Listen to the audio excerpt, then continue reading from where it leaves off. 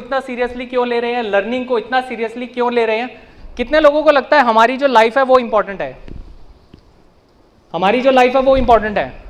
अगर हम अपनी लाइफ की जो टाइम पीरियड है उसको बढ़ा पाए तो बहुत अच्छी चीज है जी।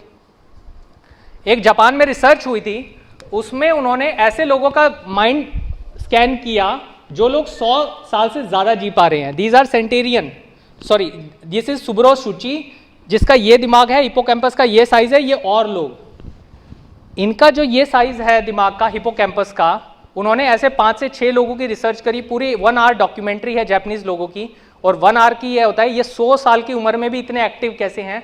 तो वो कहते हैं because they are constantly learning. Actually उस डॉक्यूमेंट्री का यही रिजल्ट है, I am not rephrasing it, because they are constantly learning, उनका जो हिपोकैम्पस है वो मानता है दिस पर्सन इज यंग।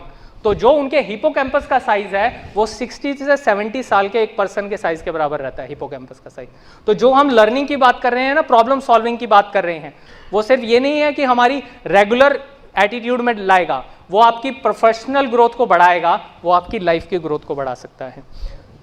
और दूसरे सेंटेरियन क्या कर रहे थे, सुब्रो सूची क्या करते हैं, इनको जो स्पेशल किड्स होते हैं उनको पढ़ाने में इंटरेस्ट आता है, तो वो उस एज में भी 100+ एज में भी कुछ नए टॉयज बनाते रहते हैं कि मैं बच्चों को कैसे सिखा पाऊँ। किसी एक लेडी ने पीछे बताया था कि मैं कुछ एनजीओ खोलना चाहती हूँ। जब हम किसी के लिए कुछ करना चाहते हैं, जैसे एक पर्सन थे, उनकी वाइफ की डेथ हो गई, वो बिल्कुल जैसे होता है कि 85-90 की एज में उनकी वाइफ की डेथ हो गई, वो बिल्कुल बॉडी ऐसी होगी कि शायद उनका डेथ हो जाएगी।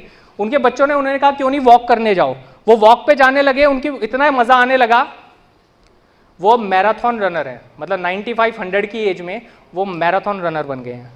एक लेडी है जो नई लैंग्वेज सीखती रहती है, एक है कोई नया इंस्ट्रूमेंट सीखता रहता है। अगर आप अपनी लाइफ में कुछ कुछ नया सीखते जाएंगे तो चीज़ें बहुत होने लगेंगी।